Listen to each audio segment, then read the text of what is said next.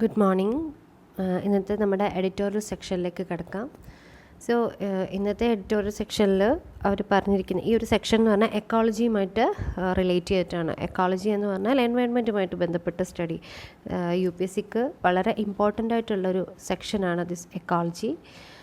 അപ്പോൾ ഈ ഇന്നത്തെ ടോപ്പിക്കിലേക്ക് നമുക്ക് ഡയറക്റ്റ് പോകാം. അതായത് ഈ ഒരു ആർട്ടിക്കിളിൽ പറയുന്നത് it's written by Chitrangada Chaudhary, Ankit അഗ. അപ്പോൾ ചിത്രാംഗത ചൗധരി എന്ന് പറയുന്ന ഒരു ഇൻഡിപെൻഡൻറ്റ് ജേർണലിസ്റ്റാണ്. എൻവയോൺമെൻറ്റുമായിട്ട് ബന്ധപ്പെട്ടതാണ്.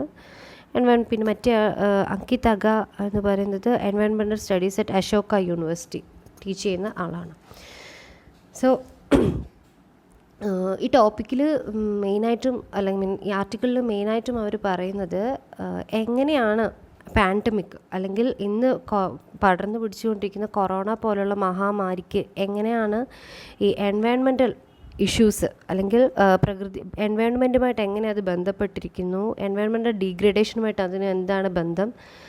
പിന്നെ ഇങ്ങനെ അപ്പോൾ അതിൽ അവർ ഡയറക്റ്റായിട്ട് പറയുന്നുണ്ട് എന്തൊക്കെയാവാം ഇതൊക്കെയാവാം റീസൺസ്, ഇങ്ങനൊരു പാൻഡമിക് ഇത്ര പെട്ടെന്ന് വന്നത് ഇതൊക്കെയാവാം റീസൺസ് എന്ന് പറഞ്ഞിട്ട് അവർ പറയുകയാണ്. ഇങ്ങനൊരു പാൻഡമിക് നടക്കുന്ന സമയത്തും ഗവൺമെൻറ് എൻവയോൺമെൻറ്റൽ ഇമ്പാക്റ്റിനെ കുറിച്ച് കൂടുതലായിട്ടുള്ള പഠനം നടത്താതെ കുറച്ച് പ്രൊജക്ട്സൊക്കെ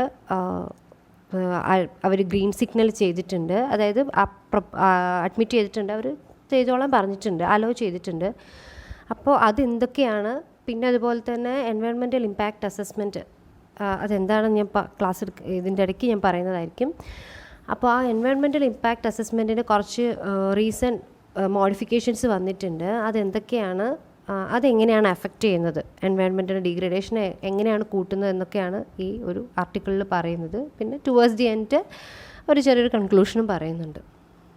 so let start the article. നമുക്ക് ആർട്ടിക്കിളിലേക്ക് പോവാം. ആർട്ടിക്കിളിൻ്റെ ടോപ്പിക് ഇതാണ്: green lighting ecological decimation amidst a pandemic. അതായത് ടോപ്പിക്കിൽ നിന്ന് മനസ്സിലാക്കാം, ഇങ്ങനെ ഒരു പാൻഡമിക്കിൻ്റെ ഇടയിലും ചില എക്കോളജിക്കൽ ഡീഗ്രഡേഷന് ഹെൽപ്പ് ചെയ്യുന്ന ചില അല്ലെങ്കിൽ എക്കോളജിയെ തകർക്കുന്ന രീതിയിലുള്ള ചില പ്രപ്പോസൽസ് അതിന് ഗ്രീൻ സിഗ്നൽ കൊടുത്തിട്ടുണ്ട്. അപ്പോൾ അതിനെക്കുറിച്ചാണ് ഈ ഒരു article. Projects in critical forest habitats are being consider or have been clearance by the environment ministry. നമുക്കറിയാം എൻവയോൺമെൻറ്റുമായിട്ട് ബന്ധപ്പെട്ട മിക്കവാറും പ്രോജക്ട്സിനൊക്കെ ക്ലിയറൻസ് കൊടുക്കുന്ന നമ്മുടെ എൻവയോൺമെൻറ്റൽ മിനിസ്ട്രിയാണ്. സോ ഈ ഒരു കേസിൽ കുറേ പ്രോജക്ട്സ് ക്രിട്ടിക്കലായിട്ടുള്ള ഫോറസ്റ്റ് ഹാബിറ്ററ്റ്സ് കുറേയധികം പ്രോജക്ട്സ് ഇപ്പോൾ എൻവയോൺമെൻറ്റ് മിനിസ്ട്രി ക്ലിയറൻസ് കൊടുത്തിട്ടുണ്ട്. അതാണ് അവർ പറയുന്നത്. സോ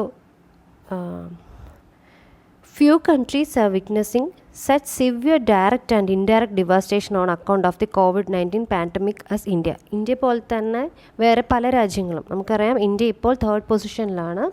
അതുപോലെ തന്നെ നമുക്ക് ഡയറക്റ്റായിട്ടും ഇൻഡയറക്റ്റായിട്ടും കുറേ പ്രശ്നങ്ങൾ ഉണ്ടാകുന്നുണ്ട്. അതൊക്കെ വേറെ ആർട്ടിക്കിളിലൊക്കെ നമ്മൾ വളരെയധികം ഡിസ്കസ് ചെയ്ത കാര്യങ്ങളാണ്. എന്തൊക്കെയാണ് COVID-19 പാൻഡമിക് കാരണം ഉണ്ടാകുന്ന പ്രശ്നങ്ങൾ എന്തൊക്കെയാണ് എന്നുള്ളതാണ്. അപ്പോൾ ഇന്ത്യ പോലെ തന്നെ പല രാജ്യങ്ങളും ഇത് വിറ്റ്നസ് ചെയ്തിട്ടുണ്ട്. Yet there is little attention on the roots of our vulnerability.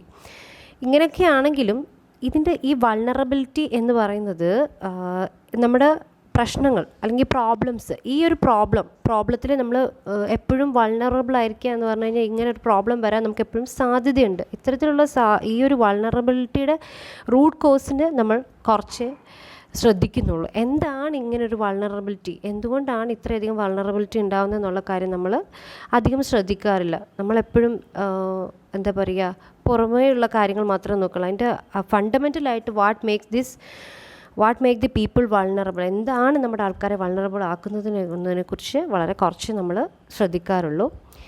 It would be a mistake to approach the pandemic as a bolt from the blue. അപ്പോൾ നമുക്ക് ഹിന്ദു ആർട്ടിക്കിൾ വായിക്കുന്നതിൻ്റെ ഏറ്റവും വലിയ പ്ലസ് എന്ന് പറഞ്ഞു കഴിഞ്ഞാൽ നമുക്ക് UPSCക്ക് പ്രിപ്പയർ ചെയ്യുന്നവർക്കറിയാം, അതായത് ക്വാളിഫയിങ് പേപ്പർ മെയിൻസിലെ ഒരു ക്വാളിഫയിങ് പേപ്പറാണ് ഇംഗ്ലീഷ്. അതിൻ്റെ അകത്ത് നമ്മൾ വളരെയധികം ക്വസ്റ്റ്യൻസൊക്കെ ഈ ഫ്രേസസും ഒക്കെ ചോദിക്കാറുണ്ട്. നമ്മൾ പറയുന്നത് എന്താ, സെൻറ്റൻസ് മേക്കിംഗ് ഒക്കെ നമ്മളോട് ചോദിക്കാറില്ലേ, ഒരു സെൻറ്റൻസ് ഒരു ഫ്രേസ് തന്നിട്ട് അതങ്ങനത്തെയൊക്കെ സംഭവം യൂസ് ചെയ്യാറുണ്ട്. സോ ഇത് ലൈക്ക് ഒരു ഫ്രേസാണ് ബോൾ ഫ്രം ദി ബ്ലൂ. അതായത് പെട്ടെന്നൊരു കാര്യമില്ലാതെ പെട്ടെന്ന് പ്രത്യക്ഷപ്പെടുക, ഓൾ ഓഫ് എ സഡനായിട്ട് പ്രത്യക്ഷപ്പെടുക എന്നുള്ളതാണ് ബോൾ ഫ്രം ദി ബ്ലൂ എന്ന് ഉദ്ദേശിക്കുന്നത്. Or an aberration that will eventually pass for normalcy to return. അതായത് നമ്മൾ ഈ ഒരു പാൻഡമിക് പെട്ടെന്ന് എവിടുന്നോ വന്ന് പ്രത്യക്ഷപ്പെട്ട് പെട്ടെന്ന് തിരിച്ചുപോയി നോർമൽസിലേക്ക് തിരിച്ചു പോകുന്ന ഒരു കേസാണെന്ന് നമ്മളൊരിക്കലും മിസ്റ്റേക്ക് ചെയ്യാൻ പാടില്ല. Our vulnerabilities lie not just in the absence of equitable access to food, healthcare and housing, but go to the heart of global development models that sacrifice environment resilience for limitless economic growth and wealth accumulation. So ഇതാണ് ഏറ്റവും പ്രധാനപ്പെട്ട ഒരു section.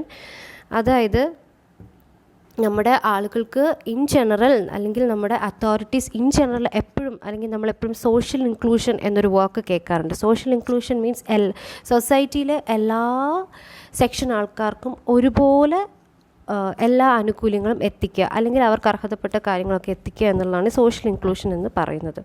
അതിനാണ് പല സ്കീംസും ഉണ്ടാവാറുള്ളത്. നമുക്ക് പ്രധാനമായിട്ടും നമ്മുടെ ആൾക്കാരുടെ വൾണറബിലിറ്റീസ് എന്ന് പറയുന്നത് അല്ലെങ്കിൽ പ്രശ്നങ്ങൾ എന്ന് പറയുന്നത് lack of equitable access to food. അതായത് ഫുഡിൽ ഈക്വാളിറ്റി, ഫുഡിൻ്റെ ഡിസ്ട്രിബ്യൂഷനിൽ ഈക്വാളിറ്റി ഇല്ല. കുറച്ച് ആൾക്കാർക്ക് ഫുഡ് കിട്ടുന്നു, കുറച്ച് ആൾക്കാർക്ക് കിട്ടുന്നില്ല. അതുപോലെ ഹെൽത്ത് കെയർ, പൈസയുള്ളവർക്ക് ഹെൽത്ത് കൂടുതലായിട്ടും കെയർ ചെയ്യാൻ പറ്റുന്നില്ല. ഹെൽത്ത് കെയറിൽ അവരുടെ കൂടുതൽ മെച്ചപ്പെട്ട ആരോഗ്യസ്ഥിതിയാണ് അവർക്ക്, കാരണം അവർക്ക് ഹോസ്പിറ്റലിൽ പോകാനുള്ള ഇതൊക്കെ ഉണ്ട്. പക്ഷേ കുറച്ച് പേർക്ക് അതില്ല എന്നൊക്കെ. അതുപോലെ തന്നെ ഹൗസിങ്. സോ ബേസിക്കലി നമ്മളെപ്പോഴും ഇക്വാലിറ്റി അല്ലെങ്കിൽ ഇക്വിറ്റബിൾ ആക്സസ് എന്ന് പറയുമ്പോൾ നമുക്ക് വേണ്ടത്, നമ്മൾ പറയുക ഇക്വിറ്റബിൾ ആക്സസ് വേണ്ടത് ഫുഡിനും ഹെൽത്ത് കെയറിനും ഹൗസിങ് അല്ലെങ്കിൽ ഇൻഫ്രാസ്ട്രക്ചർ ഇതിനൊക്കെയാണെന്നാണ്. പക്ഷേ ശരിക്കും പറഞ്ഞാൽ അതുപോലെ തന്നെ നമ്മൾ കെയർ ചെയ്യേണ്ട അല്ലെങ്കിൽ അതുപോലെ തന്നെ ഈക്വൽ സ്ട്രെസ്സ് കൊടുക്കേണ്ട ഒരു ഏരിയയാണ് എൻവയൺമെൻറ്റ്. എല്ലാവർക്കും ഒരുപോലുള്ള എൻവയൺമെൻറ്റ്. നമുക്കറിയാം most of the pollution is caused by developed countries. Developed കൺട്രീസാണ് കൂടുതലായിട്ടും എക്കണോമിക്കൽ ഡിഗ്രഡേഷൻ ഉണ്ടാക്കുന്നത്. പക്ഷേ അതിൻ്റെ എഫക്റ്റ് അല്ലെങ്കിൽ result at the end of the day അത് കൂടുതലായിട്ടും സഫർ ചെയ്തുകൊണ്ട് വരുന്നത് എന്താ പറയുക, ഡെവലപ്പിംഗ് അല്ലെങ്കിൽ അണ്ടർ ഡെവലപ്ഡ് കൺട്രീസാണ് കൂടുതലായിട്ടും സഫർ ചെയ്യുന്നത്. സോ അവിടെയും ഒരു ഇന്നീക്വാളിറ്റി എൻവയോൺമെൻറ്റിൻ്റെ കേസിലും അല്ലെങ്കിൽ ആ ഒരു കേസിലും നമുക്കൊരു ഇന്നീക്വാളിറ്റി പ്രസൻ്റ് ആയിട്ടുണ്ട്. പക്ഷേ നമ്മൾ കൂടുതലായിട്ടും അതൊന്നും നമ്മൾ ഡിസ്കസ് ചെയ്യാറില്ല. അതിന് വേണ്ട മാനേജ്മെൻറ്റ് പോളിസീസും അധികമായിട്ട് നമ്മൾ കോൺസെൻട്രേറ്റ് ചെയ്യാറില്ല. കാരണം നമ്മളെപ്പോഴും we are trying to have more economic growth in the cost of ecological degradation. നമുക്ക് എക്കോളജി എന്നുള്ള ആസ്പെക്റ്റ് നമ്മുടെ മനസ്സിലേക്ക് വരാറില്ല പോളിസി മേക്കിംഗ് ആൾക്കാർക്കും. അവർക്ക് എപ്പോഴും എക്കണോമി എന്നുള്ള ഒരു ആസ്പെക്റ്റ് മാത്രമേ വരാറുള്ളൂ. So moving on to the next paragraph. So first പാരഗ്രാഫിൽ അവർ പറയുന്നത് ഈ ഒരു പാൻഡമിക് ഒരു എവിടുന്നോ വന്ന് എവിടുന്നോ എത്രയും പെട്ടെന്ന് തിരിച്ചു പോകുന്ന ഒരു നോർമൽ അല്ലെങ്കിൽ അങ്ങനത്തെ ഒരു സാധനമല്ല. പക്ഷേ ഇതിന് കൂടുതൽ നമ്മൾ ഇതിൻ്റെ റൂട്ട് കോസിന് കൂടുതലായിട്ടും അറ്റൻഷൻ കൊടുക്കേണ്ടതാണ്. Moving on to this second paragraph. The 21st century has seen multiple lethal epidemics. അതായത് 21ാം നൂറ്റാണ്ടിൽ കുറേ മൾട്ടിപ്പിൾ ആയിട്ടുള്ള എപ്പിഡമിക്സ് ഉണ്ടായിട്ടുണ്ട്. 2 were serious enough for the World Health Organization to designate as pandemics. പല അസുഖങ്ങളുണ്ടെങ്കിൽ തന്നെ അതിൽ 2 എണ്ണം സീരിയസ് ആണ്. So that world health organisation അതിനെ പാൻഡമിക് ആയിട്ട് ഡിക്ലെയർ ചെയ്തിട്ടുണ്ട്. പാൻഡമിക് എന്ന് പറഞ്ഞു കഴിഞ്ഞാൽ നമുക്കറിയാം, നമ്മൾ ഈ ഒരു വേർഡ് കേൾക്കുന്നുണ്ട് WHO ഐ തിങ്ക് ഒരു ഫെബ്രുവരി മിഡ്സ്റ്റോടുകൂടി തന്നെ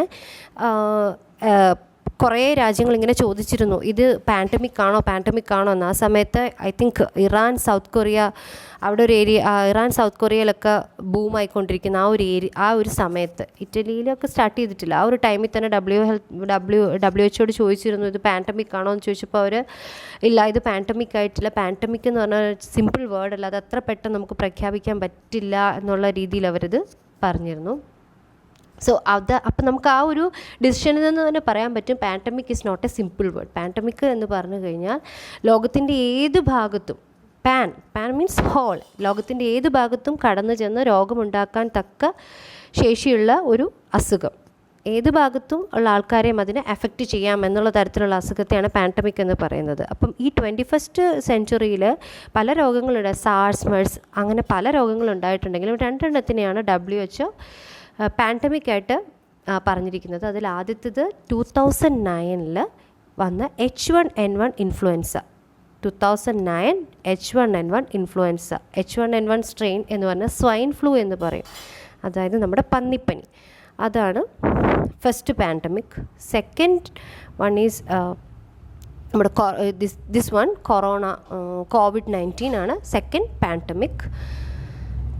So, next line. The accelerating destruction of wild habitats, forests and diversified food systems for urbanization, mining and industry means pathogens which were once largely confined to animals and plants in the wild are now better positioned to infect humans. So, ഇതാണ് ഏറ്റവും important ആയിട്ടുള്ള ആ ഒരു theme. അല്ലെങ്കിൽ first ഏരിയയിൽ, അതായത് ഈ അസുഖങ്ങൾ എങ്ങനെയാണ്, എന്തുകൊണ്ടാണ് എൻവയോൺമെൻറ്റൽ ഡിഗ്രഡേഷനുമായിട്ട് ബന്ധപ്പെട്ടിരിക്കുന്നത്, എങ്ങനെയാണ് ബന്ധപ്പെട്ടിരിക്കുന്നത് എന്നുള്ളതാണ് ഈ ഒരു സെൻറ്റൻസിൽ പറയുന്നത്. It's really important.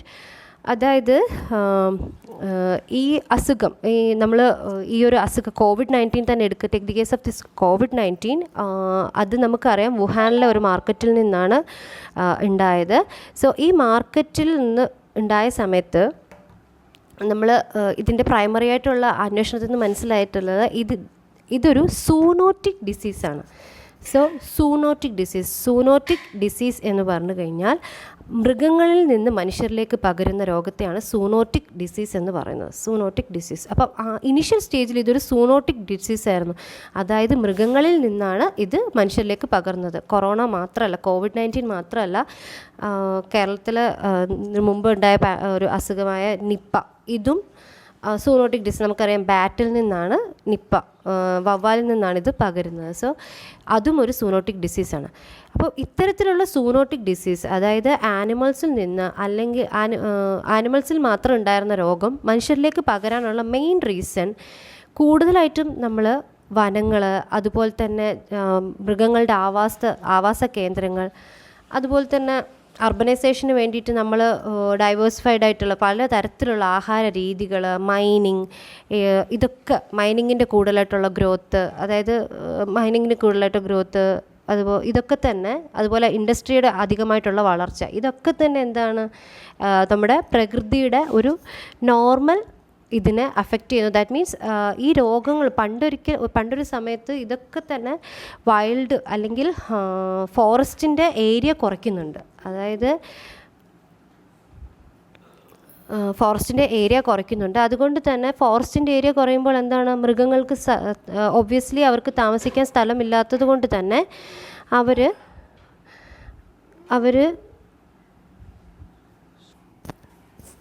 ഫോറസ്റ്റിൻ്റെ ഏരിയ ഒരുപാട് കുറയുന്നതുകൊണ്ട് മൃഗങ്ങൾക്ക് അവർ സ്വൈരവിഹരണം നടത്തിക്കൊണ്ടിരുന്ന ആ ഒരു സ്വാതന്ത്ര്യം അവർക്ക് നഷ്ടപ്പെട്ടു. അത് കാരണം അവർക്ക് കൂടുതൽ ഏരിയ ഇല്ലാത്തത് കൊണ്ടാണ് അവർ പുറത്തേക്ക് വരുന്നതും, അല്ലെങ്കിൽ നമ്മൾ കൂടുതലായിട്ട് മുകളിലേക്ക് പോകുന്തോറും നമ്മൾ ആനിമൽസ് അല്ലെങ്കിൽ പ്ലാന്റ്സുമായിട്ട് നമ്മൾ കൂടുതൽ കോണ്ടാക്റ്റ് വരുന്നു. അത് പ്രകാരം അവരിൽ മാത്രം, നേരത്തെ ആനിമൽസിൽ അല്ലെങ്കിൽ പ്ലാന്റ്സിൽ മാത്രം ഉണ്ടായിരുന്ന ചില രോഗങ്ങൾ മനുഷ്യരിലേക്കും ഇൻഫെക്റ്റ് ചെയ്യാൻ തുടങ്ങി.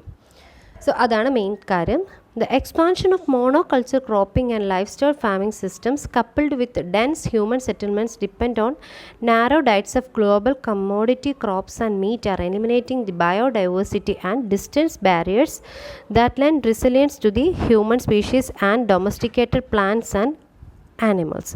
സോ ഇവിടെ അത് തന്നെയാണ് പറയുന്നത്. മോണോകൾച്ചർ ക്രോപ്പിംഗ്, നേരത്തെ പലതരത്തിലുള്ള ക്രോപ്സ് നമ്മൾ പ്ലാൻ ചെയ്തിരുന്നു. പക്ഷേ ഇപ്പോൾ മോണോകൾച്ചർ ഒരു പ്രത്യേക മോണോകൾച്ചർ ടൈപ്പ് ഓഫ് ക്രോപ്പിംഗ് ആണ് ചെയ്തിരിക്കുന്നത്. അതുപോലെ തന്നെ ലൈഫ് സ്റ്റോക്ക് ഫാമിംഗ് സിസ്റ്റം, അതായത് കന്നുകാലി അതുപോലുള്ള മൃഗങ്ങളൊക്കെ വളർത്തൽ, ഇതെല്ലാം തന്നെ ഇതെല്ലാം തന്നെ എൻവയോൺമെൻറ്റൽ ഡിഗ്രഡേഷന് കാരണമാവുന്നുണ്ട്. അതുകൊണ്ട് തന്നെ ബയോഡൈവേഴ്സിറ്റി, അതായത് ജൈവ വൈവിധ്യം ഇപ്പോൾ അത് കാര്യമായിട്ട് കാണുന്നില്ല. കാരണം ഞാൻ പറഞ്ഞില്ലേ, മോണോകൾച്ചർ ക്രോപ്പിങ്ങും കൂടുതലായിട്ടും ആളുകൾ അടുത്തടുത്ത് കൂടുതലായിട്ട് തിങ്ങിപ്പാർത്തുകൊണ്ടാണ് ഇരിക്കുന്നത്. ആൻഡ് ഇത് കാരണം ഹ്യൂമൻ സ്പീഷീസിന് ഇവരുമായിട്ട് ഡയറക്റ്റ് കോണ്ടാക്റ്റ് വരുന്നു. അതുവഴി ആ ഒരു രോഗങ്ങളും വരുന്നു. A viral pathogen can then trigger an epidemic that much more easily. അതുകൊണ്ട് തന്നെ ഈ ഒരു വൈറസിന് മനുഷ്യ ശരീരത്തിലേക്ക് കടന്നുകൂടാൻ, അല്ലെങ്കിൽ ഈ പ്ലാന്റ്സിൻ്റെ അല്ലെങ്കിൽ ആനിമൽസിൽ മാത്രം ഉണ്ടായിരുന്ന വൈറസിന് ഈസി ആയിട്ട് മനുഷ്യ ശരീരത്തിലേക്ക് കയറാൻ സാധിക്കും. As long as we do not address this march to unsustainability, we will remain vulnerable to pandemic outbreaks. ഇത് നമ്മൾ കാര്യമായിട്ട് ഈ ഒരു റൂട്ട് കോസിനെ നമ്മൾ അഡ്രസ്സ് ചെയ്തില്ലെങ്കിൽ, അതിനെക്കുറിച്ച് നമ്മൾ കൂടുതൽ പഠനം നടത്തി അതിൻ്റെ പോരായ്മകൾ പരിഹരിച്ചില്ലെങ്കിൽ ഇത് ഉറപ്പായിട്ടും നമ്മൾ വീണ്ടും ഇത്തരത്തിലുള്ള പല പാൻഡമിക്കിനും വൾണറബിളാണ്. So next paragraph, drawing the wrong lesson. ഈ ഒരു ഏരിയയിലാണ് അവർ പറയുന്നത് ഏതൊക്കെ കുറച്ച് ഫോറസ്റ്റുകളിൽ ഇപ്പോൾ അടുത്തായിട്ട് നമ്മുടെ മിനിസ്ട്രി ഓഫ് എൻവയൺമെൻറ്റ് കുറച്ച് ഗ്രീൻ സിഗ്നൽസ്, കുറച്ച് പ്രോജക്ട്സിന്, ഇൻഡസ്ട്രിയൽ പ്രോജക്ട്സിന് ഗ്രീൻ സിഗ്നൽസ് കൊടുത്തിട്ടുണ്ട്. അത് ഏതൊക്കെയാണെന്നാണ് ഈ ഒരു പാരഗ്രാഫിൽ പറയുന്നത്.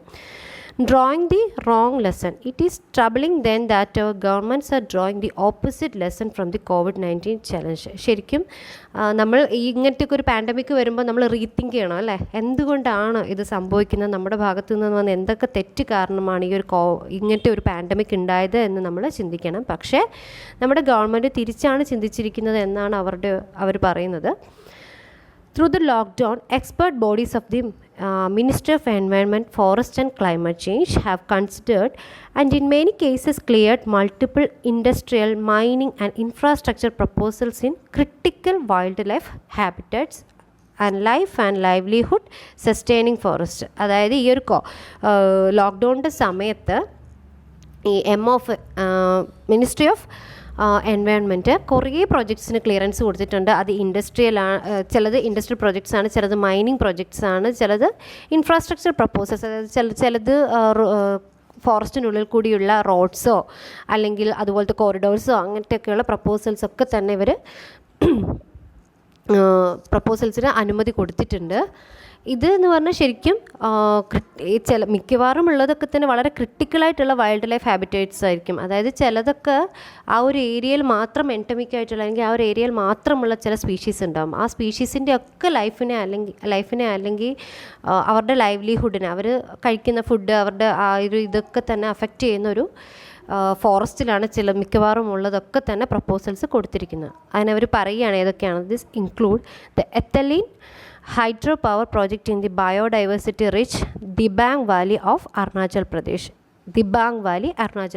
അപ്പോൾ ദിബാങ് വാലി എന്ന് നമുക്കറിയാം ബ്രഹ്മപുത്രയുടെ ഒരു ട്രിബ്യൂട്ടറിയാണ്. സോ ബ്രഹ്മപുത്രയുടെ ട്രിബ്യൂട്ടറിയിലുള്ള ആ ഒരു വാലിയിൽ, ദിബാങ് വാലി അരുണാചൽ പ്രദേശിലെ എത്തലിൻ എന്ന് പറയുന്ന ഒരു ഹൈഡ്രോ പവർ പ്രോജക്റ്റ് സാങ്ഷൻ ചെയ്തിട്ടുണ്ട്. സോ ഈ ഒരു ഓരോ സ്റ്റേറ്റും അവിടുത്തെ ഒരു ഫോറസ്റ്റ് ഏരിയ അല്ലെങ്കിൽ ഇതുപോലത്തെ വാലീസ് ഇതിനകത്ത് പറഞ്ഞിട്ടുണ്ട്. അതൊക്കെ ഇമ്പോർട്ടൻ്റ് ആണ്, അത് നമ്മൾ നോട്ട് ചെയ്ത് പഠിക്കേണ്ടതാണ്. So Dibang valley Arunachal Pradesh, a coal mine in Assam's Dehing Patkai elephant reserve.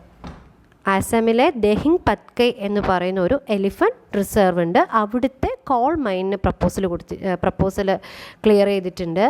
Next one is a diamond mining in the Panna forested belt.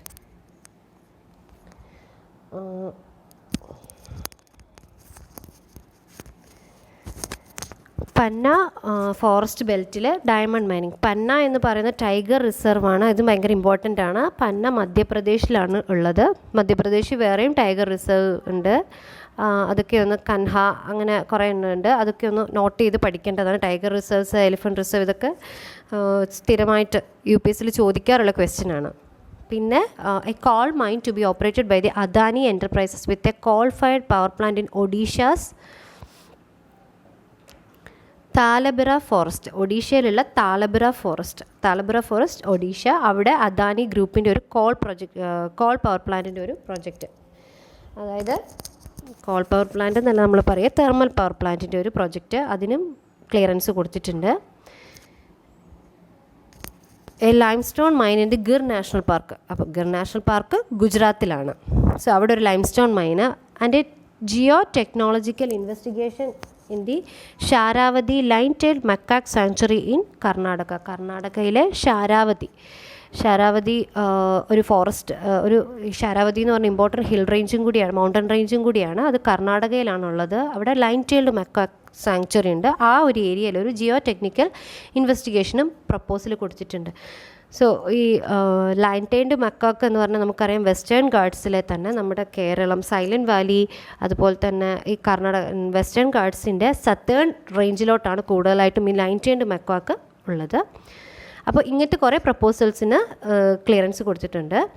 As the environment site Mongabay reported last month, authorities considered this project via video conferencing contravention of environmental laws and without all necessary documents or site inspection, in many cases spending just 10 minutes on a proposal. അതായത് ഈ പാൻഡമിക്കിൻ്റെ സമയത്ത് നമുക്കറിയാം ഒഫീഷ്യൽസിന് direct വന്ന് ഈ ഒരു proposals എൻവയൺമെൻറ്റിനെ എത്രത്തോളം effect ചെയ്യുന്നു അറിയാൻ ഒരു ഇൻസ്പെക്ഷൻ അവർക്ക് നടത്താൻ പറ്റില്ല.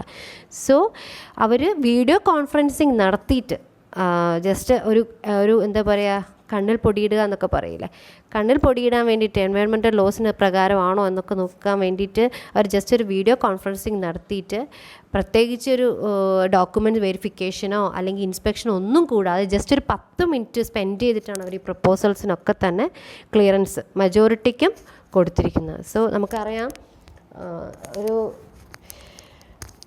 പ്രകൃതിയെക്കുറിച്ചുള്ള പഠനം നമ്മളൊരു വീഡിയോ കോൺഫറൻസിങ്ങിലൂടെ നടത്തുമ്പോൾ അത് എത്രത്തോളം എഫക്റ്റീവാണ് എന്നുള്ളത് നമുക്ക് ചിന്തിക്കാൻ കഴിയുന്ന കാര്യമാണ് അല്ലേ. ഒരിക്കലും അവരൊരു എന്താ പറയുക ഇൻഡെപ്തിലുള്ളൊരു സ്റ്റഡി പോസിബിളാണ് എന്ന് എനിക്ക് തോന്നുന്നില്ല. വീഡിയോ കോൺഫറൻസിങ് വഴി ജസ്റ്റ് സർഫ് ചെയ്ത്, അതും 10 മിനിറ്റ്സ് എന്ന് അവർ പറഞ്ഞിരിക്കുകയാണ്. ഇത്രയും വലിയ തൗസൻഡ്സ് അല്ലെങ്കിൽ എന്താ പറയുക അത്രയും ഏക്കേഴ്സ് ഓഫ് ഏരിയ ഉള്ളതിന് 10 മിനിറ്റ് ഇൻസ്പെക്റ്റ് ചെയ്തിട്ട് പ്രപ്പോസലിന് അനുമതി കൊടുത്തു എന്ന് പറഞ്ഞാൽ നമുക്കത് ഊഹിക്കാവുന്നതാണ് എത്രത്തോളം എഫക്റ്റീവായിട്ടുണ്ട് ആ ഒരു അസസ്മെൻ്റ് എന്ന്. സോ ഇതാണ് അവിടെ ഈ ഒരു ഏരിയയിൽ പറയുന്നത്. അതായത് ഈ ഒരു പാൻഡമിക്കിൻ്റെ സമയത്ത് പോലും എന്താ പറയുക മിനിസ്ട്രി അല്ലെങ്കിൽ മിനിസ്ട്രി എന്നല്ല, നമ്മുടെ പോളിസി മേക്കേഴ്സ് വേണ്ട കെയറോ അല്ലെങ്കിൽ അതിൻ്റെ ആ ഒരു സീരിയസ്നെസ്സോ ഒന്നും തന്നെ ആ ഒരു പാൻഡമിക്കിൻ്റെ സമയത്ത് അവർ എൻവയോൺമെൻറ്റ് ഡിഗ്രഡേഷൻ എത്രത്തോളം അത് എഫക്റ്റ് ചെയ്യുന്നുണ്ട് എന്നുള്ള കാര്യമായിട്ടുള്ള പഠനം നടക്കുന്ന ഈ സമയത്ത് തന്നെ ഇറസ്പോൺസിബിളായിട്ടുള്ള രീതിയിൽ തന്നെയാണ് ഇങ്ങനത്തെ ഈ ഒരു പ്രപ്പോസലിന് ഗ്രീൻ സിഗ്നൽ കൊടുത്തിരിക്കുന്നത് എന്നാണ് ഇതിൽ ഈ ഒരു ആർട്ടിക്കിൾ പറഞ്ഞിരിക്കുന്നത്.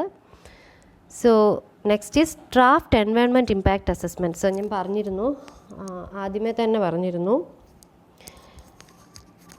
എൻവയോൺമെൻറ്റ് ഇമ്പാക്റ്റ് അസസ്മെൻറ്റ് എന്താണെന്ന് അറിയണമെങ്കിൽ ഏറ്റവും നന്നായിട്ട് നമുക്ക് മനസ്സിലാക്കാൻ പറ്റുക മിഥുനം സിനിമയിൽ മോഹൻലാൽ ഒരു സർട്ടിഫിക്കറ്റിന് വേണ്ടി എൻവയോൺമെൻറ്റ് ക്ലിയറൻസ് സർട്ടിഫിക്കറ്റിന് വേണ്ടിയിട്ട് ഓടി നടക്കുന്നതൊക്കെ നമ്മൾ കുറേ കണ്ടിട്ടുള്ളതാണ് അല്ലേ. അപ്പോൾ അത്തരത്തിൽ 2000 അത് ആ ഒരു സമയത്ത് എനിക്ക് തോന്നുന്നു ഐ തിങ്ക് അതൊക്കെ ഒരു 2000 ബിഫോറുള്ള ഫിലിമാണ്. ആ സമയത്ത് വേറെ എന്തൊക്കെയോ സർട്ടിഫിക്കറ്റ്സ് ആണ്.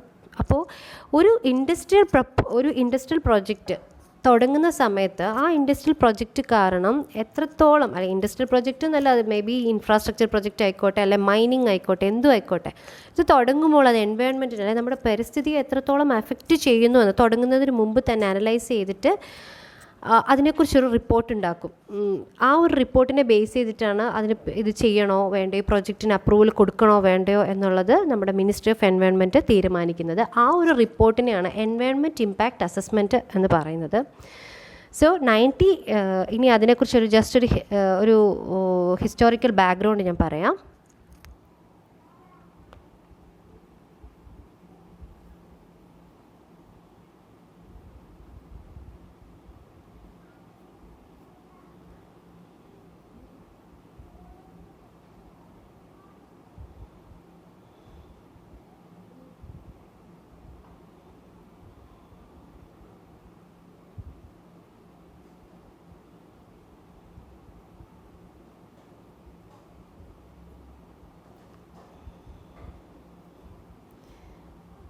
Environmental Impact Assessment EIA.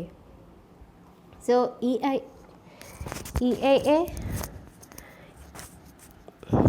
EIA first വരുന്നത് 2006 അത് 2006 ഫസ്റ്റ് വരുന്നത്. ഇതൊരു എന്താ പറയുക ഒരു ലോ കാരണം, ഒരു ലോയെ ബേസ് ചെയ്തിട്ടാണ് ഇത്തരത്തിലുള്ളൊരു റിപ്പോർട്ട് വേണം എന്നുള്ളത് വന്നത്. അത് നമുക്കറിയാം environmental protection act EPA, environmental protection act 1986 base ചെയ്തിട്ടാണ് ഈ ഒരു EIA വന്നിട്ടുള്ളത്.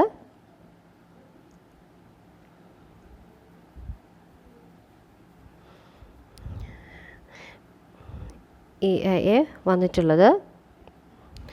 ഇനി ഈ എൻവയോൺമെൻറ്റൽ ഇമ്പാക്റ്റ് അസസ്മെൻറ്റിന് കുറച്ച് സ്റ്റെപ്സ് ഉണ്ട്.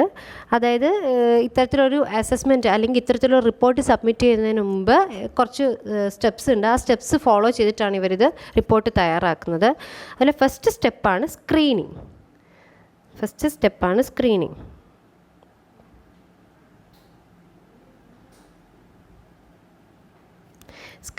ഈ ഒരു സ്റ്റേജിൽ എന്ന് പറഞ്ഞു കഴിഞ്ഞാൽ ഏതൊക്കെ പ്രൊജക്ട്സിൻ്റെ എത്രത്തോളം പാർട്ട് അല്ലെങ്കിൽ ഏതൊക്കെ പ്രൊജക്ട്സാണ് ഇത്തരത്തിലുള്ള എൻവയോൺമെൻറ്റൽ സ്ക്രീനിങ്ങിന് അണ്ടർഗോ ചെയ്യേണ്ടത്, ഏതൊക്കെ പ്രൊജക്ട്സിനെ നമുക്ക് എൻവയോൺമെൻറ്റൽ ഇമ്പാക്റ്റ്മെൻറ്റ് അസസ്മെൻറ്റ് അല്ലെങ്കിൽ ഇത്തരത്തിലുള്ള റിപ്പോർട്ട് തയ്യാറാക്കണം എന്നുള്ളത് സോർട്ട് ചെയ്യുകയാണ് ചെയ്യുന്നത് ഈ ഒരു സ്റ്റേജിൽ, സ്ക്രീനിങ് സ്റ്റേജിൽ.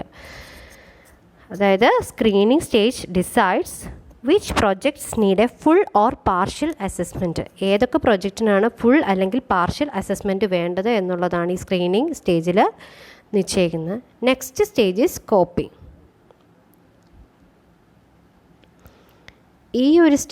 സ്കോപ്പിംഗ് എന്ന് പറയുന്ന ഈ ഒരു സ്റ്റേജിൽ നമ്മളൊരു പ്രൊജക്റ്റ് എടുത്തു. ആ പ്രൊജക്റ്റിൻ്റെ അകത്ത് നമ്മൾ തീരുമാനിച്ചു ഈ ഒരു പ്രൊജക്റ്റിന് എൻവയോൺമെൻറ്റൽ ഇമ്പാക്റ്റ് അസസ്മെൻറ്റ് തീർച്ചയായിട്ടും വേണം എന്നുള്ളത്. അങ്ങനെ എടുത്തു കഴിഞ്ഞാൽ തന്നെ പ്രൊജക്റ്റിൻ്റെ എത്രത്തോളം മൊത്തത്തിൽ വേണോ, അതിൻ്റെ പാർഷ്യലായിട്ടുള്ള സ്റ്റഡിയാണോ അല്ലെ പാർഷ്യലായിട്ടുള്ള സ്റ്റഡി മതിയോ എന്ന, പ്രൊജക്റ്റിനെ എത്രത്തോളം അതിനെ എൻവയോൺമെൻറ്റുമായിട്ട് ബന്ധപ്പെടുത്തി അതിൻ്റെ ഇമ്പാക്റ്റ് പഠിക്കണം എന്നുള്ളത് ഈ ഒരു സ്റ്റേജിലാണ് നമ്മൾ തീരുമാനിക്കുന്നത്. അതുപോലെ തന്നെ തീരുമാനിച്ചു കഴിഞ്ഞിട്ട് അതിൽ ഏതൊക്കെ ഇമ്പാക്ട്സ് ആണ്, പ്രകൃതിയിൽ എന്തൊക്കെ ആഘാതങ്ങൾ ഏൽപ്പിക്കുന്നതാണ് നമ്മൾ പഠിക്കേണ്ടത്, അല്ലെങ്കിൽ പ്രകൃതി അത് എത്രത്തോളം അല്ലെങ്കിൽ എങ്ങനെയൊക്കെയാണ് ഇമ്പാക്റ്റ് ചെയ്യുന്നത് എന്നുള്ളതാണ് ഇവിടെ ഈ ഒരു സ്റ്റേജ് നമ്മൾ scoping. It decides which impacts are needed to be addressed. അതിന് ഏതൊക്കെ ഇമ്പാക്റ്റാണ് അങ്ങനെ സ്റ്റഡി ചെയ്യണം എന്നുള്ളതിന് കുറച്ച് ഇൻ്റർനാഷണൽ ലോസ് ഉണ്ട്. ആ ഒരു ലോസിനെ ബേസ് ചെയ്തിട്ട്, അതുപോലെ തന്നെ മിനിസ്റ്റർ നേരത്തെ തന്നെ തയ്യാറാക്കിയ കുറേ സെറ്റ് ഓഫ് ലോസും റൂൾസും ഒക്കെ ഉണ്ട്. അതിനെയൊക്കെ ബേസ് ചെയ്തിട്ടാണ് ഇത് ഏതൊക്കെ ഇമ്പാക്ട്സ് പഠിക്കണം എന്നുള്ളത് ഈ ഒരു സ്റ്റേജിൽ നിശ്ചയിക്കുന്നത്. തേർഡ് സ്റ്റേജ് ഈസ്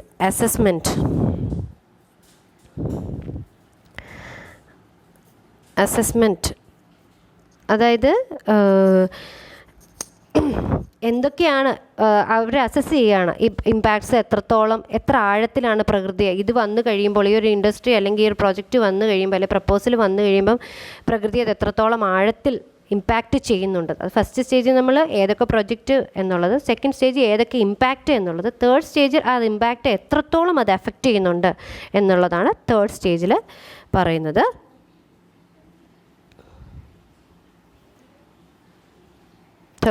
പറയുന്നത്. സോ ഫോർത്ത് സ്റ്റേജ് എന്ന് പറയുന്നത് എൻവയോൺമെൻറ്റൽ ഇമ്പാക്റ്റ് അസസ്മെൻറ്റ് റിപ്പോർട്ട്.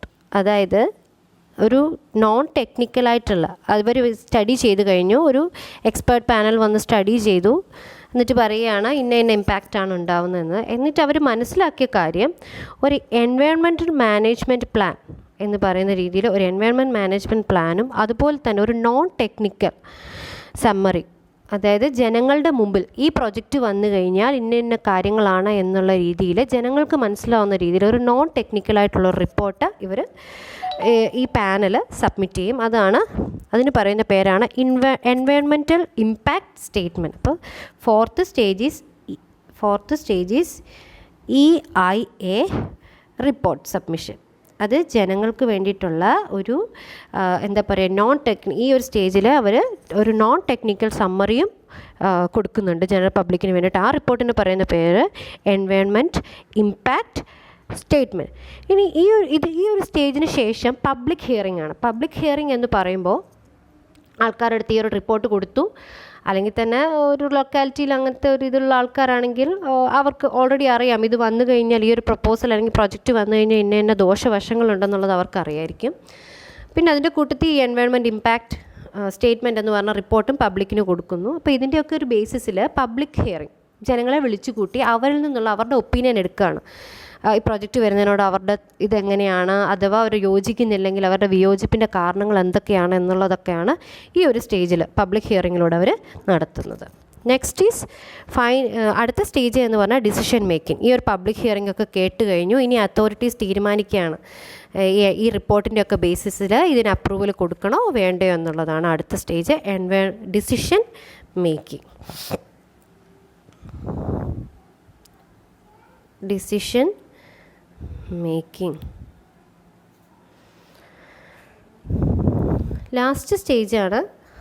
ഇനി നമുക്കറിയാം ഡിസിഷൻ മേക്കിംഗ് കൊടുത്തു, നമ്മളെല്ലാം ചെയ്തു, അവർ പ്രപ്പോസലൊക്കെ സ്റ്റാർട്ട് ചെയ്തു. അതിന് ശേഷം ഇവർ കറക്റ്റായിട്ട് ഈ ഒരു തന്നിരിക്കുന്ന എൻവയോൺമെൻറ്റൽ മാനേജ്മെൻറ്റ് പ്ലാൻ അതിനനുസരിച്ച് അവർ ഇതൊക്കെ ഫോളോ ചെയ്യുന്നുണ്ടോ, അവർ കറക്റ്റായിട്ടാണോ ചെയ്യുന്നത് എന്നൊക്കെ ഉള്ളതാണ് ഈ ഒരു സ്റ്റേജിൽ അവർ ഇടയ്ക്കിടയ്ക്ക് മോണിറ്റർ ചെയ്തുകൊണ്ടിരിക്കും. So last stage is monitoring, compliance enforcement and environmental auditing. അതൊക്കെ അതായത് അവർ റിപ്പോർട്ട് സബ്മിറ്റ് ചെയ്യണം. പിന്നെ അവർ പറഞ്ഞിട്ട് ചിലപ്പോൾ എന്തെങ്കിലും പ്രപ്പോസൽസൊക്കെ, ഈ പ്രപ്പോസൽസിൻ്റെ തന്നെ മിനിസ്ട്രി പുതിയതായിട്ട് ചില ഇത് എൻവയോൺമെൻറ്റിന് ഇങ്ങനെ ഇമ്പാക്റ്റ് ഉണ്ട്, അതുകൊണ്ട് നിങ്ങൾ ഈ ഒരു വേരിയേഷൻ വരുത്തണം, അപ്പം അങ്ങനത്തെയൊക്കെ ചില സജഷൻസും കാര്യങ്ങളൊക്കെ കൊടുത്തിട്ടുണ്ടാകും. അതൊക്കെ അവർ കറക്റ്റായിട്ട് ഫോളോ ചെയ്യുന്നുണ്ടോ എന്നുള്ള ഇടയ്ക്കിടയ്ക്ക് മോണിറ്റർ ചെയ്യും. സോ ഇതാണ് ഇതിൻ്റെ ഒരു സ്റ്റേജസ്, ഒരു എൻവയോൺമെൻറ്റൽ ഇമ്പാക്റ്റ് അസസ്മെൻറ്റിൻ്റെ സ്റ്റേജസ് എന്ന് പറയുന്നത് ഇങ്ങനെയാണ്. ഇത്തരത്തിലാണ് അവർ റിപ്പോർട്ട് തയ്യാറാക്കുന്നത്. അപ്പോൾ ആ ഒരു ഇതിന് റീസെൻ്റായിട്ട് കുറച്ച് അമെൻമെൻറ്റ്സ് വന്നിട്ടുണ്ട്, പ്രപ്പോസ് ചെയ്തിട്ടുണ്ട്. അതിന് ഭയങ്കര എൻവയോൺമെൻറ്റലിസ്റ്റുകളൊക്കെ വളരെയധികം ഒപ്പോസ് ചെയ്യുന്നുണ്ട്. അത് റീസെൻ്റ് അമെൻമെൻറ്റ്സ് എന്തൊക്കെയാണെന്ന് വെച്ചാൽ, first thing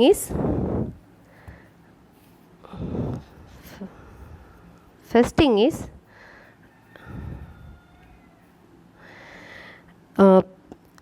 reduce the time given to people to air objections from 30 days to 20 days. നേരത്തെ ആൾക്കാർക്ക് ഇത്തരത്തിലൊരു പ്രൊജക്റ്റിനെതിരെ അവരുടെ ഒബ്ജക്ഷൻ പറയാൻ വേണ്ടിയിട്ട് 30 ദിവസം കൊടുത്തിരുന്നു. അതായത് പലപ്പോഴും ഈ കമ്മിറ്റിയുടെ ഒരു നോൺ ടെക്നിക്കൽ റിപ്പോർട്ടാണെന്ന് പറഞ്ഞാലും അത്തരത്തിലൊരു റിപ്പോർട്ട് പഠിക്കാൻ അവർക്ക് കൂടുതൽ ടൈം വേണ്ടി വരും. അപ്പം ആ ഒരു ടൈം നേരത്തെ ജനങ്ങൾക്ക് 30 ദിവസം കൊടുത്തിരുന്നെങ്കിൽ, ഒബ്ജക്ഷൻ പറയാൻ വേണ്ടിയിട്ട് 30 ദിവസം കൊടുത്തിരുന്നെങ്കിൽ ഇപ്പോൾ അത് കുറച്ച് 20 ദിവസമാക്കിയിട്ടുണ്ട്. ദെൻ അടുത്ത സെക്കൻഡ് അമെൻമെൻറ്റ് എന്ന് പറഞ്ഞു കഴിഞ്ഞാൽ, പബ്ലിക് ഹിയറിംഗ് നേരത്തെ 45 ദിവസത്തിനുള്ളിൽ പൂർത്തിയാക്കിയാൽ മതിയായിരുന്നു. അതായത് അവരുടെ ജനങ്ങളുടെയും കൂടെ കൺവീനിയൻസ് അനുസരിച്ച് പല സ്റ്റേജസ് ആയിട്ട് 45 ദിവസത്തിനുള്ളിൽ പൂർത്തിയാക്കേണ്ടിയാൽ മതിയായിരുന്നു. ഇപ്പോൾ 45 ഈസ് റെഡ്യൂസ്ഡ് ടു 40 ഡേയ്സ്. ഇപ്പോൾ ആ ഒരു പ്രൊസീജിയർ, പബ്ലിക് ഹിയറിങ്ങിൻ്റെ പ്രൊസീജിയർ 45 40 ഡേയ്സ് ആക്കി കുറച്ചിട്ടുണ്ട്. Then third one is post fact approval. അതായത് നേരത്തെയൊക്കെ ഒരു പ്രോജക്റ്റ് സ്റ്റാർട്ട് ചെയ്യുന്നതിന് മുമ്പ് തന്നെ ഈ ഒരു പ്രൊസീജിയേഴ്സൊക്കെ കംപ്ലീറ്റ് ചെയ്ത് ആ ഒരു സർട്ടിഫിക്കറ്റ്, എൻവയോൺമെൻറ്റ് ക്ലിയറൻസ് സർട്ടിഫിക്കറ്റ് അവർക്ക് വേണമായിരുന്നു. പക്ഷേ ഇപ്പോൾ പറയുകയാണ് എക്സിസ്റ്റിങ്ങോ അല്ലെ കൺസ്ട്രക്റ്റിംഗ് ആയിട്ടുള്ളതിന് അഥവാ സ്റ്റാർട്ട് ചെയ്താലും പ്രശ്നമില്ല, അതിന് സ്റ്റാർട്ട് ചെയ്ത് കുറച്ച് സ്റ്റേജ് കഴിഞ്ഞിട്ട് ഈ ഒരു പ്രൊസീജിയർ ഫോളോ ചെയ്താലും മതി. അതിനൊരു പോസ്റ്റ് ഫാക്ടോ എഫക്റ്റ് കൊടുത്തിരിക്കുകയാണ്. ക്ലിയറൻസ് എപ്പോൾ കിട്ടുന്നോ അതിന് മുൻകാല പ്രാബല്യം കൊടുത്തിരിക്കുകയാണ്. പോസ്റ്റ് ഫാക്ടോ എഫക്റ്റാണ് കൊടുത്തിരിക്കുന്നത്. നമുക്കറിയാം ഒരു പ്രപ്പോസലൊക്കെ തുടങ്ങി ലക്ഷങ്ങളും കോടികളൊക്കെ മുടക്കിയിട്ട് ഇപ്പം ഈ ഒരു ടൈമിൽ ഞാൻ പറഞ്ഞത് സാധാരണക്കാരായിട്ട് അല്ലെങ്കിൽ ഒരു മിഡിൽ അല്ലെ MSMEയുടെ ആൾക്കാർ, അപ്പോൾ അവർ ഇത് കിട്ടും എന്നുള്ള പ്രതീക്ഷയിൽ സ്റ്റാർട്ട് ചെയ്തിട്ട് പോസ്റ്റ് ഫാക്ടോ എഫക്റ്റ് ഉണ്ട് എന്ന് പറഞ്ഞു കഴിഞ്ഞാൽ അവരത് ഇത് സ്റ്റാർട്ട് ചെയ്തിട്ട് ഒരു സ്റ്റേജ് എത്തിക്കഴിയുമ്പോൾ ഇത് എൻവയോൺമെൻറ്റ് ക്ലിയറൻസ് സർട്ടിഫിക്കറ്റിന് അർഹമല്ല എന്ന് പറഞ്ഞു കഴിഞ്ഞാൽ അവർക്കുള്ള ലോസ് എത്രത്തോളമാണ് അല്ലേ. ഇനി നേരെ തിരിച്ച് അപ്പർ ക്ലാസ്സിലോട്ട് അല്ലെങ്കിൽ ഹൈ ക്ലാസ്സിലേക്ക് പോയി കഴിയുമ്പോൾ കൂടുതലായിട്ട് ഇപ്പോൾ നമ്മൾ മരടിലൊക്കെ ഡിമോളിഷനൊക്കെ കണ്ടല്ലേ, അതുപോലെ തന്നെയുള്ള കേസുകൾ ആർക്കാണെങ്കിലും അത് ഏത് ലെവൽ ഓഫ് കാറ്റഗറിയിലാണെങ്കിലും അവരെയും അത് ബാധിക്കും. നേരെ തിരിച്ച് ചിലരുണ്ട് ഞങ്ങൾ ഓൾറെഡി ഇത് ചെയ്ത് കഴിഞ്ഞു എന്നുള്ള പേര് കുറച്ചും കൂടി കറപ്ഷനും ഒക്കെ ഇതിലേക്ക് വരാനുള്ള ചാൻസ് ഉണ്ട്. രണ്ട് രീതിയിലും ഉണ്ട്. ഇപ്പോൾ പോസ്റ്റ് ഫാക്ടോ എഫക്റ്റ് അപ്രൂവൽ കൊടുത്തിട്ടുണ്ട്. മൂന്നാമത്തത് എന്ന് പറഞ്ഞാൽ നേരത്തെ ഞാൻ പറഞ്ഞില്ലേ, ഇവർ പ്രപ്പോസൽസ് കൊടുത്തതും ഇവർ പ്രകൃതിക്കനുസരിച്ച് പ്രകൃതിയുടെ ഇമ്പാക്റ്റ് ഒക്കെ കുറച്ചുകൊണ്ടുള്ള രീതിയിൽ തന്നെയാണോ ഇപ്പോഴും ഈ ഒരു പ്രോജക്റ്റ് നടത്തുന്നതെന്ന് അറിയാൻ വേണ്ടിയിട്ട് വർഷാവർഷം നേരത്തെ 6 മാസത്തിൻ്റെ ഇടയ്ക്ക് ഒരു റിപ്പോർട്ട് കൊടുക്കണമായിരുന്നു. ഇപ്പോൾ അത് വർഷത്തിലൊന്ന് എന്നുള്ള രീതിയിലേക്കാക്കി. അതുപോലെ തന്നെ സെൻട്രൽ ഗവൺമെൻറ്റിൻ്റെ ചില പ്രോജക്ട്സിനെ സ്ട്രാറ്റജിക് എന്ന് പേര് പറഞ്ഞുകൊണ്ട് കാറ്റഗറൈസ് ചെയ്യാം. അത് സെൻട്രൽ ഗവൺമെൻറ്റിൻ്റെ ഒരു പ്രിവിലേജാണ്. സെൻട്രൽ ഗവൺമെൻറ് പറയാം ഈ ഒരു പ്രോജക്റ്റ് സ്ട്രാറ്റജിക്കാണ്. അത്രത്തിൽ സ്ട്രാറ്റജിക് എന്ന് പറഞ്ഞ് ക്ലാസിഫൈ ചെയ്തിരിക്കുന്നതിന് പബ്ലിക് ഡൊമൈനിൽ അത് കൊണ്ടുവരേണ്ട ആവശ്യമില്ല. ഇറ്റ്സ് ഓഫ് സ്ട്രാറ്റജിക് ഇമ്പോർട്ടൻസ് ആണ്, വളരെയധികം ഇമ്പോർട്ടൻസ്, തന്ത്രപ്രധാനമായ പ്രോജക്റ്റാണ് എന്ന് പറഞ്ഞുകൊണ്ട് അതിന് പബ്ലിക് ഹിയറിംഗ് എന്നുള്ള പ്രൊസീജിയർ ഒഴിവാക്കാൻ പറ്റും. അങ്ങനെ മെയിനായിട്ടും 5 പ്രപ്പോസൽസ് ആണ് കൊണ്ടുവന്നിരിക്കുന്നത്. ഫസ്റ്റ് തിങ് ഈസ് പബ്ലിക് അല്ലെങ്കിൽ ആൾക്കാർക്ക് അവരുടെ ഒബ്ജെക്ഷൻസ് പറയാൻ വേണ്ടിയിട്ടുള്ള ടൈം 30 നിന്ന് 20 കുറച്ചു. അതുപോലെ തന്നെ പബ്ലിക് ഹിയറിംഗ് എന്ന് പറഞ്ഞ പ്രൊസീജിയറിന് 45 ദിവസം നേരത്തെ കൊടുത്തിരുന്നത് പകരം ഇപ്പോൾ 40 ദിവസമാക്കി. Then third one is post facto approval for projects. പിന്നെ നാലാമത്തത് they required to submit a compliance report only once in every year instead of 6 months. ഒരു വർഷം 6 months, മറ്റേത് 6 മാസത്തിനുള്ളിൽ ഓരോ റിപ്പോർട്ട് സബ്മിറ്റ് ചെയ്യുമെന്നുള്ളത് മാറിയിട്ട് ഇപ്പോൾ വർഷത്തിലൊന്ന് എന്നുള്ളതാക്കി. അതുപോലെ തന്നെ central government was given the power to categorize a project as strategic and strategic projects need not be placed in public domain. ഇതാണ് 5 റീസെൻ്റ് ആയിട്ടുള്ള 5 മീൻസ് അമെൻമെൻറ്റ്സ് അല്ലെങ്കിൽ പ്രപ്പോസൽസ്. അപ്പോൾ അതെങ്ങനെയാണ് അഫക്റ്റ് ചെയ്തിരിക്കുന്നുള്ളതാണ് ഈ ഒരു പാരഗ്രാഫിൽ പറയുന്നത്. So no meaningful public consultation can take place amidst a pandemic and repeated ലോക്ക്ഡൗൺസ്. അപ്പം ഞാൻ പറഞ്ഞിരുന്നല്ലേ 35 ദിവസം 40 ദിവസത്തിൽ നിന്ന് 30 ദിവസമാക്കി, അല്ല 30 ദിവസത്തിൽ നിന്ന് 20 ദിവസമാക്കി, 45 ദിവസത്തിൽ നിന്ന് 40 ദിവസമാക്കി. ഇനിയിപ്പോൾ ഇൻഫാക്റ്റ് ഒരു 45 ദിവസം ഉണ്ടെങ്കിൽ തന്നെയോ അല്ല 30 ദിവസം ഉണ്ടെങ്കിൽ തന്നെയും ആൾക്കാർക്ക് ഇപ്പോൾ അവരുടെ ഒബ്ജെക്ഷനോ അല്ലെങ്കിൽ അതിനെക്കുറിച്ചുള്ള പബ്ലിക് ഹിയറിങ്ങിനോ ഒന്നും ഇപ്പോൾ ഒരു പറ്റിയൊരു ടൈമല്ല. കാരണം റിപ്പീറ്റഡ് ആയിട്ടുള്ള ലോക്ക്ഡൗൺസും കാര്യങ്ങളൊക്കെയാണ്. Yet this did not stop the ministry from pressing ahead with a June 30 deadline for feedback on its draft environment impact assessment notification. എന്നിട്ടും നമുക്കറിയാം ഞാൻ പറഞ്ഞില്ലേ draft environment impact assessment notification ഒരു ഡ്രാഫ്റ്റാണ് വന്നിരിക്കുന്നത്. എന്നിട്ട് അതിന്മേലുള്ള ഒബ്ജെക്ഷൻസ് ഒക്കെ സബ്മിറ്റ് ചെയ്യാനുള്ളത് ലാസ്റ്റ് ഡെഡ് ലൈൻ ആയിട്ട്, അല്ലെങ്കിൽ ജനങ്ങളുടെ ഫീഡ്ബാക്ക് ഇഷ്ടപ്പെട്ടോ, ഈ ഒരു പ്രപ്പോസൽ കറക്റ്റാണോ, ഈ അമെൻമെൻറ്റ്സ് യൂസ്ഫുൾ ആണോ, അതുകൊണ്ട് എന്തെങ്കിലും കുഴപ്പമുണ്ടോ എന്നൊക്കെയുള്ള ജനങ്ങളുടെ ഫീഡ്ബാക്ക് സബ്മിറ്റ് ചെയ്യാനുള്ള ലാസ്റ്റ് ഡേറ്റ് ആയിട്ട് പറഞ്ഞിരിക്കുന്നത് June 30 ആണ്. അപ്പോൾ ഇങ്ങനെ ഒരു ടൈമിൽ, ഈ ഒരു പാൻഡമിക്കിൻ്റെ ടൈമിൽ ഒരു പബ്ലിക് ഹിയറിങ്ങിനോ അല്ലെങ്കിൽ ഒരു ഡിസ്കഷനോ ഒന്നും തന്നെ ഒരു അവസരമില്ലാത്ത ടൈമിൽ അത് ചെയ്തത് തീരെ ശരിയായില്ല, അല്ലെങ്കിൽ അത് കറക്റ്റായിട്ടൊരു പ്രൊസീജിയർ അല്ല എന്നുള്ളതാണ് അവർ പറഞ്ഞിരിക്കുന്നത്. The Delhi high court later extended the deadline to August 11. അത് ഡൽഹി ഹൈക്കോർട്ട് ഇടപെട്ട് അത് എക്സ്റ്റെൻഡ് ചെയ്തിട്ടുണ്ട്, August 11 വരെ പറഞ്ഞിട്ടുണ്ട്. ഇനി അതിൻ്റെ അകത്ത് പ്രൊവിഷൻസാണ് ഞാൻ നേരത്തെ പറഞ്ഞ പ്രൊവിഷൻസാണ് അവർ പറഞ്ഞിരിക്കുന്നത്. As per the draft, starting a project before obtaining environment approvals will no longer be a violation and it can be regularised post facto. അത് പറഞ്ഞതാണ്. Public hearings are riddled with problems and their content routinely ignored while awarding clearances, but they remain the only opportunity of voice for project affected peoples and environmental and social experts. അതായത് ഈ project കാരണം affect ചെയ്യുന്ന ആൾക്കാർക്ക് അവരുടെ വിഷമങ്ങളും അല്ലെങ്കിൽ മറ്റേ ഗ്രീവൻസും ഒക്കെ അവരുടെ പ്രയാസങ്ങളൊക്കെ പറയാൻ പറ്റിയ ഒരു വേദിയായിരുന്നു ഈ പബ്ലിക് ഹിയറിങ്സ്. പക്ഷേ പബ്ലിക് ഹിയറിങ്സുമായിട്ട് ഞാൻ പറഞ്ഞ 2 കോൺട്രവേഴ്ഷ്യൽ ആയിട്ടുള്ള ഒരു പ്രപ്പോസൽസ് അല്ലെങ്കിൽ അമെൻമെൻറ്റ്സ് കൊണ്ടുവന്നിട്ടുണ്ട്. Instead of strengthening them, the notification proposes to exempt a wider range of projects from hearings, including those which authorities can arbitrarily designate as strategic. The draft even allows for a class of projects to secure clearance without putting out any information in the public domain. ഇതൊക്കെ പറഞ്ഞതാണ്. Strategic എന്ന് പറഞ്ഞ കാറ്റഗറിയിലേക്ക് വന്നു കഴിഞ്ഞാൽ അതിന് public ഡൊമൈൻ്റെ ആവശ്യമില്ല. അപ്പം ഇത്തരത്തിലുള്ള പുതിയ പ്രൊവിഷൻസ് കാരണം എന്താ പറയുക, എൻവയോൺമെൻറ്റൽ ഡീഗ്രഡേഷൻ കൂടുകയാണ് ചെയ്യുന്നത് എന്നുള്ളതാണ്. Despite demands from environmentalists, the draft notification says virtually nothing on improving monitoring and compliance with clearance conditions and safeguards. എൻവയോൺമെൻറ്റലിസ്റ്റൊക്കെ പറയുന്നത് ഇങ്ങനത്തെ പാൻഡമിക് വരുന്ന സമയത്ത് കൂടുതലായിട്ടും എൻവയോൺമെൻറ്റിനെ എങ്ങനെ പോസിറ്റീവായിട്ട് കൊണ്ടുപോകാമെന്നുള്ളതാണ് പറയുന്നത്. പക്ഷേ ഈ ഒരു പ്രൊജക്റ്റ് വന്ന സമയത്ത് മോണിറ്ററിങ് സെക്ഷനിലോ അല്ലെങ്കിൽ അവരുടെ കൂടുതലായിട്ടുള്ള കംപ്ലയിൻറ്റ് സെക്ഷനിലോ, കംപ്ലയിൻറ്റ്സ് എന്ന് പറഞ്ഞാൽ അവർക്ക് ആ ഒരു പ്രപ്പോസൽ കൊടുത്തിട്ട് കുറച്ച് സജഷൻസ് പറഞ്ഞിട്ടുണ്ടാവും, അതിനോട് എത്രത്തോളം യോജിച്ചിട്ടാണ് അല്ലെങ്കിൽ അതുമായിട്ട് എത്രത്തോളം പോസിറ്റീവായിട്ടാണ് അവർ പ്രതികരിക്കുന്നത് അല്ലെങ്കിൽ അനുസരിക്കുന്നുണ്ടോ എന്നുള്ള തരത്തിലുള്ള ആ ഒരു ഇതിനെയാണ് കംപ്ലയൻസ് എന്ന് പറയുന്നത്. അപ്പോൾ അതിൻ്റെ കംപ്ലയൻസ് അവർക്ക് ആ ഒരു പ്രൊജക്റ്റ് അനുസരിച്ച് അവർ മിനിസ്ട്രിയിൽ സബ്മിറ്റ് ചെയ്തിരിക്കുന്ന പ്രപ്പോസൽ അനുസരിച്ച് തന്നെയാണോ അവർ എൻവയോൺമെൻറ്റിനെ ആയിട്ടുള്ള അവരുടെ കമ്മിറ്റ്മെൻറ്റ് അല്ലെങ്കിൽ ഇതിൻ്റെ മോണിറ്ററിങ് പ്രൊസീജിയർ ഇതൊന്നും തന്നെ അവർ അതിനെപ്പറ്റി അതിന് ഇമ്പ്രൂവ് ചെയ്യുന്ന രീതിയിലുള്ള പ്രത്യേകിച്ചുള്ളൊരു കണ്ടീഷൻസോ ഒന്നും തന്നെ ഇതിൽ മെൻഷൻ ചെയ്തിട്ടില്ല. Safeguarding the environment and front line community seems nowhere on the government's agenda. കുറച്ച് ഹാർഷായിട്ടുള്ള വേർഡ്സാണ്.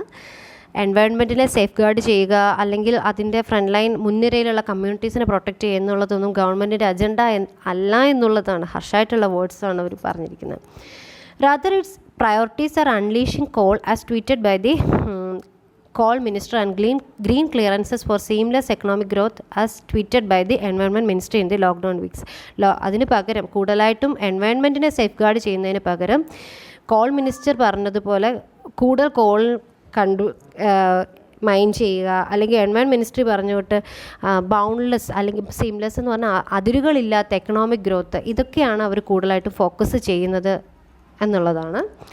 The sum effect of all the above moves will be further environmental degradation. അപ്പോൾ ഈ നേരത്തെ പറഞ്ഞ കുറേ പ്രൊജക്ട്സിന് ചില വൈൽഡ് ലൈഫ് ഹാബിറ്റാറ്റ്സിൽ കുറേ പ്രൊജക്ട്സിന് പ്രപ്പോസൽസ് വേറെ കുറേ ഇൻഫ്രാസ്ട്രക്ചറും അതുപോലെ തന്നെ ഇൻഡസ്ട്രിയലുമായിട്ടുള്ള കുറേ പ്രപ്പോസൽസിന് സാങ്ഷൻ കൊടുത്തു എന്ന് പറഞ്ഞു. ഇത്തരത്തിലുള്ള ആ ഒരു പ്രപ്പോസൽസ് ആയാലും ഈ ഡ്രാഫ്റ്റ് എൻവയോൺമെൻറ്റൽ ഇമ്പാക്റ്റ് അസസ്മെൻ്റ് ആയാലും ഇതിൻ്റെയൊക്കെ സം എഫക്റ്റ് എന്ന് പറയുന്നത് പ്രകൃതിയുടെ ഫർദർ ഡീഗ്രഡേഷനാണ്. It takes a steadfast commitment to ecological illiteracy to argue that wanton environmental destruction will deliver never ending seamless growth. ഇതിൻ്റെയൊക്കെ ഒരു അനന്തരഫലം എന്ന് പറഞ്ഞാൽ പ്രപ്പോസൽസ് തയ്യാറാക്കുന്നവരുടെ വിചാരം ഇതൊരു സീംലെസ് ആയിട്ടുള്ള എക്കണോമിക് ഗ്രോത്ത് ഉണ്ടാക്കുമെന്നുള്ളതാണ്. പക്ഷേ അതല്ല എന്നുള്ളതാണ്. This joint leaves backward will not make us Atmanirbhar. ഇത്തരത്തിലുള്ള സ്റ്റെപ്പുകൾ മൂലം നമ്മൾ ആത്മനിർഭർ അതായത് സെൽഫ് റിലയൻറ്റ് നമുക്ക് സെൽഫ് റിലയൻസ് ഒന്നും ഉണ്ടാക്കാൻ പറ്റില്ല. Rather they will further endanger habitats and leaves and intensify our vulnerability to infectious diseases and related socio-economic shocks. ഇത് ആത്മനിർഭർ ആക്കില്ല അല്ലെങ്കിൽ സെൽഫ് റിലയൻറ്റ് ആക്കില്ല എന്നുള്ളത് മാത്രമല്ല ഫർദർ നമ്മുടെ ഹാബിറ്റാറ്റ്സിനെയും അതുപോലെ ലൈഫിനെയും ഒക്കെ തന്നെ അത് കൂടുതൽ പ്രശ്നത്തിലാക്കുകയുള്ളൂ. അതുപോലെ തന്നെ ഇത്തരത്തിലുള്ള ഇൻഫെക്ഷ്യസ് ഡിസീസ് ഇനിയും കൂടുകയേ ഉള്ളൂ. നമ്മൾ കൂടുതലായിട്ടും ഈ പറഞ്ഞ എൻവയോൺമെൻറ്റൽ ഡിഗ്രഡേഷനെ ശ്രദ്ധിച്ചില്ലെങ്കിൽ കൂടുതലായിട്ടും അത് നമ്മളെ വളരെയധികം എഫക്റ്റ് ചെയ്യും എന്നുള്ളതാണ്. സോ ഇന്നത്തെ ടോപ്പിക്ക് എന്ന് പറയുന്നത് പാൻഡമിക്കും എൻവയോൺമെൻറ്റുമായിട്ടുള്ള ആ ഒരു ബന്ധം പറഞ്ഞിരിക്കുകയാണ്. എന്നിട്ട് പോലും ആ ഒരു ബന്ധം നമ്മൾ മനസ്സിലാക്കിയിട്ട് പോലും അതിന് വേണ്ട എഫക്റ്റ് നമ്മൾ അല്ലെങ്കിൽ വേണ്ട കെയർ നമ്മൾ കൊടുക്കുന്നില്ല പ്രകൃതിക്ക്. അല്ലെങ്കിൽ നമ്മളൊരു പ്രൊജക്റ്റ് എടുക്കുമ്പോൾ economical growth seamless economic growth മാത്രമാണ് നമ്മുടെ മുന്നിൽ ഉള്ളത്. ആ ഒരു ഇത് വെച്ചിട്ട് ആ ഒരു ക്രൈറ്റീരിയ വെച്ചിട്ട് ബാക്കിയുള്ള എൻവയോൺമെൻറ്റിൻ്റെ ഡീഗ്രഡേഷൻ പ്രൊസീജിയേഴ്സ് ഒന്നും തന്നെ ശ്രദ്ധിക്കുന്നില്ല. അത് പാടില്ല എന്നുള്ളതാണ്. അങ്ങനെ അത്തരത്തിൽ നമ്മൾ എന്താ പറയുക എൻവയോൺമെൻറ്റിനെ ഡീഗ്രേഡ് ചെയ്തിട്ടുള്ള എക്കണോമിക് ഗ്രോത്ത് കൊണ്ട് പ്രത്യേകിച്ച് പ്രയോജനമില്ല. കാരണം ഷോർട്ട് ടേമിൽ അത് യൂസ്ഫുൾ ആണെങ്കിലും ലോങ് ടേമിൽ നമുക്കറിയാം ലോങ് ആൻഡ് മീഡിയം ടേമിൽ അത് ഭയങ്കരമായിട്ട് അഫക്റ്റ് ചെയ്യും ജനങ്ങളെ. സോ ശരിക്കും നമുക്കിവിടെ പറയാവുന്ന ഒരു കാര്യം എന്ന് പറഞ്ഞാൽ ഓൾവേസ് ഫോക്കസ് ഓൺ സസ്റ്റൈനബിൾ ഡെവലപ്മെൻറ്റിൽ നമ്മൾ കൂടുതലായിട്ടും ഇത് ചെയ്യുക. നമ്മുടെ SDGs ഒക്കെ തന്നെ അതിന് ഹെൽപ്ഫുള്ളാണ്. So thank you.